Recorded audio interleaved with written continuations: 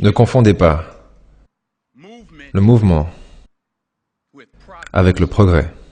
Dans cette vidéo, Denzel Washington va partager 3 histoires avec nous et c'est ces 3 histoires qui l'ont mené là où il est aujourd'hui. Par contre, il fait beaucoup référence à Dieu, donc si vous ne croyez pas en Dieu, si vous croyez en Allah, Bouddha, l'univers, peu importe, ne laissez pas la barrière de la religion entraver à son message. On peut y aller.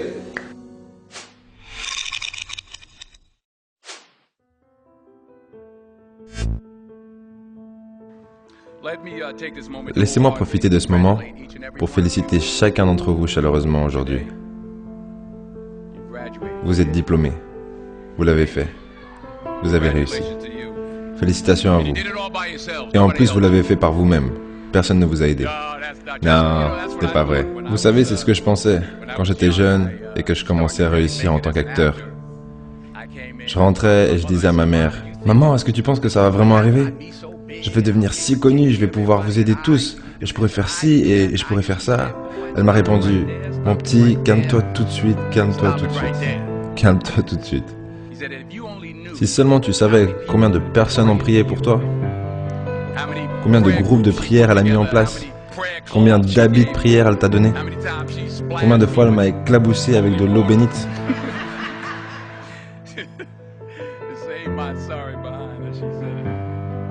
Et elle m'a dit, « Ah, tu as tout fait toi-même, alors je vais te dire ce que tu vas pouvoir faire par toi-même. Tu peux sortir, prendre une pâte et nettoyer les vitres par toi-même. » Superstar.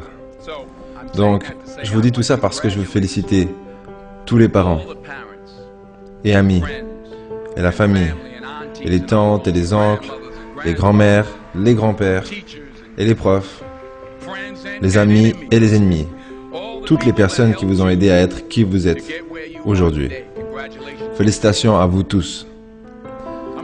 Je vais raconter 2-3 histoires, mais ça sera très court. Je me souviens que lors de l'obtention de mon diplôme, le gars qui parlait ne s'arrêtait pas. Bla bla bla bla bla. Donc ça sera court. Numéro 1. Mettez Dieu avant tout. Mettez Dieu avant tout dans tout ce que vous faites. Tout ce que vous croyez voir en moi, tout ce que j'ai accompli, tout ce que vous croyez que j'ai quelques trucs, ouais. Tout ce que j'ai, je l'ai grâce à la bonté de Dieu. Comprenez ceci. C'est un cadeau. Il y a 40 ans, le 27 mars 1975, ça fait il y a 40 ans depuis mars dernier, j'ai été expulsé de l'université avec une moyenne de 1,7. J'espère qu'aucun d'entre vous peut s'identifier à ça. 1,7 comme moyenne générale. J'étais assis dans le salon de beauté de ma mère. Est-ce qu'on appelle toujours ça un salon de beauté en fait? Comment on appelle ça? Ouais, dans un salon esthétique. J'étais assis dans le salon esthétique de ma mère et je regarde dans le miroir, je vois derrière moi, il y a une dame sous le sèche-cheveux. Et à chaque fois que je levais la tête pour la regarder, elle me regardait. Elle me regardait droit dans les yeux. Je ne savais pas qui elle était et j'étais là comme ça et elle dit « Que quelqu'un me donne un stylo.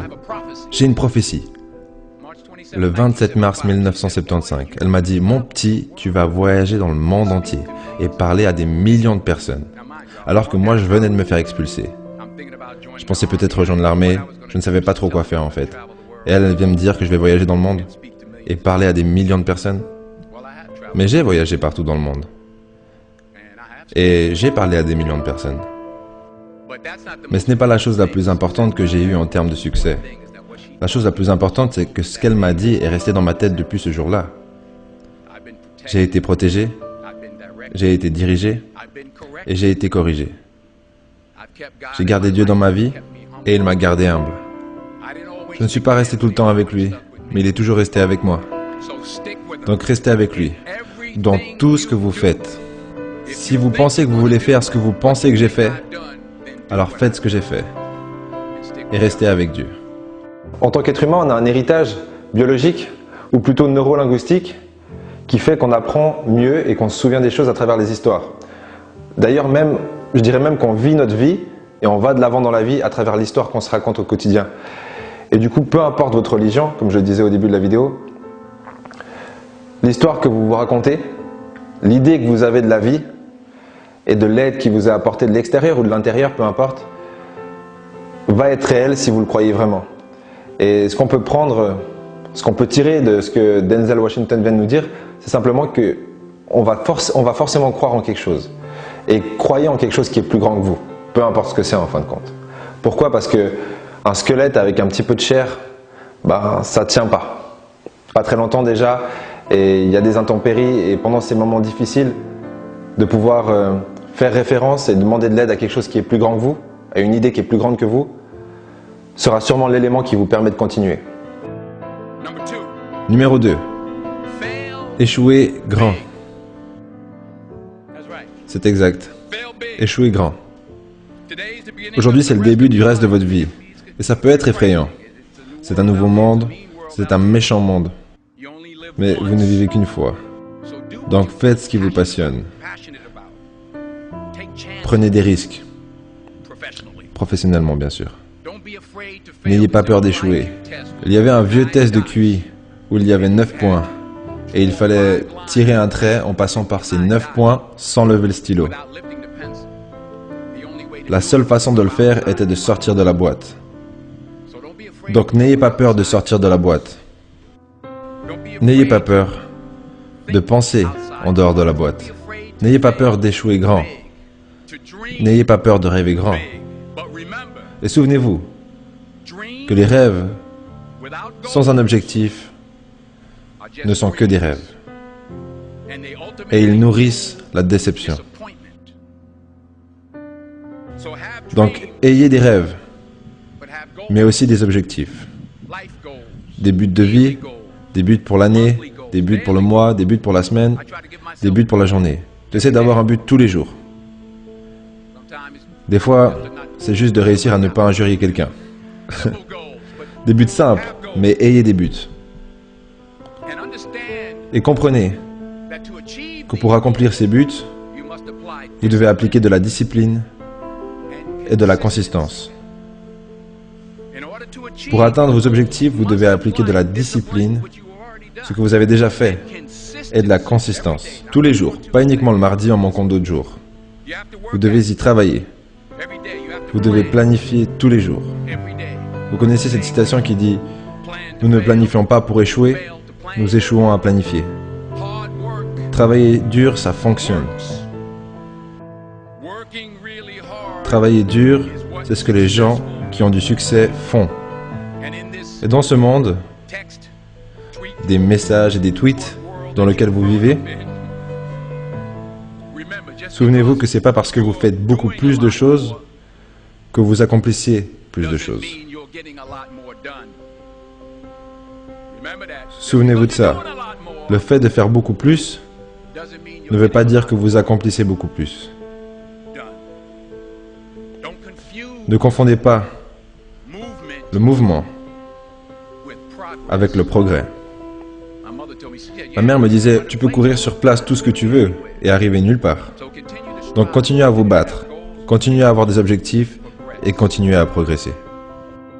Tellement de valeur en moins de 2 minutes et en plus il parle lentement. Je vais essayer de parler un peu plus rapidement et on va repasser à travers ces 3 points incroyables qu'il vient de nous partager avant de continuer la vidéo. Donc le premier, c'était penser en dehors de la boîte. Quand vous avez un problème et que vous ne trouvez pas la solution, vous êtes souvent le problème, comme dirait Albert Einstein. Du coup, soyez capable de prendre du recul par rapport aux problèmes que vous rencontrez pour trouver des solutions auxquelles la plupart des gens ne penseraient pas. Le deuxième point c'était, Ludo ? Rêve et objectif. Donc, c'est bien beau d'avoir des rêves, mais il faut que vous trouviez un moyen de planifier en fait des objectifs qui vous rapprochent de ce rêve tous les jours. Donc, trouvez un moyen de le faire, notez vos objectifs journaliers ou hebdomadaires et assurez-vous de les atteindre chaque jour, chaque semaine. Et pour finir, le troisième point, c'est simplement de ne pas confondre le mouvement, comme il le dit, avec la productivité. En fin de compte, on est tous hyper actifs dans ce monde avec notre téléphone 24/24, mais à la fin d'une journée, qu'est-ce qu'on a fait réellement ? Qu'est-ce qu'on a fait qui aura encore sa place sur ce qu'on essaie de construire sur 5 ans? C'est une question à se poser tous les jours et toutes les semaines. Numéro 3. Vous ne verrez jamais un camion de déménagement derrière un corbillard. Je vais le redire. Vous ne verrez jamais un camion de déménagement derrière un corbillard. Je m'en fiche de savoir combien vous gagnez. Vous ne pourrez rien prendre avec vous. Les Égyptiens ont essayé. Ils ont été volés. C'est tout ce qu'ils ont eu. Vous ne pouvez rien prendre avec vous. Et c'est pas combien vous avez qui compte, mais c'est ce que vous faites avec ce que vous avez. On a tous des talents différents. Certains d'entre vous seraient docteurs, d'autres avocats, d'autres scientifiques, d'autres éducateurs et d'autres infirmières. Oh, ok. D'autres pasteurs. La chose la plus égoïste que vous pouvez faire dans ce monde est d'aider quelqu'un d'autre. Pourquoi est-ce égoïste? Parce que la gratification de bien-être que ça vous apporte, ce merveilleux sentiment que je ressens en aidant les autres, il n'y a rien de mieux que ça. Enfin, peut-être un ou deux trucs, mais en tout cas, rien de matériel. Ni les bijoux, ni les maisons, ni les voitures. C'est le bonheur. C'est là où le bonheur se trouve, dans l'aide qu'on apporte aux autres. C'est là où se trouve le succès, dans l'aide qu'on apporte aux autres. Pour finir, je prie pour que vous mettiez vos pantoufles bien en dessous de votre lit ce soir. Pour que lorsque vous vous réveillez le lendemain matin, vous devez vous mettre sur vos genoux pour les attraper.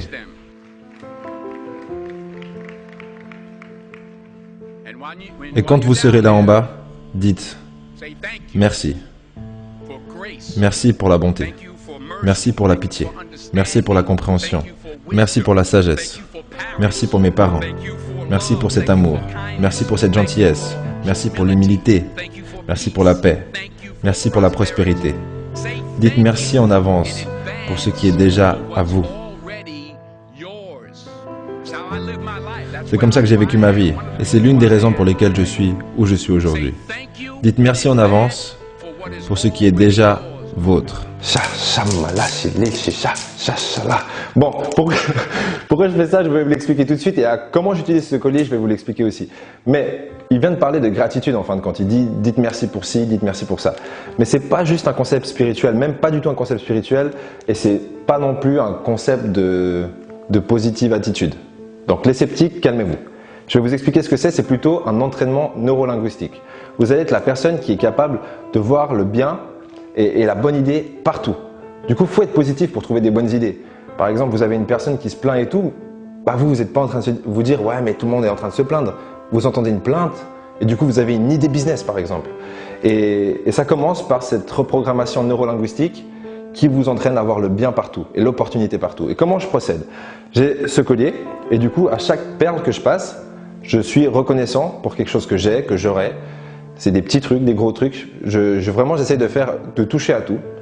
Et j'entraîne vraiment mon cerveau à voir le bien et être dans cet état mental de créativité plutôt que cet état mental de survie où tout est négatif, où il y a un truc de plus. Et je peux vous dire que ça marche et déjà vous vous sentez mieux. Après un tour de ce collier, je me sens beaucoup mieux. Du coup, voilà ce que je fais avec ça. La petite danse, ça je fais pas, à part vraiment dans les bons jours.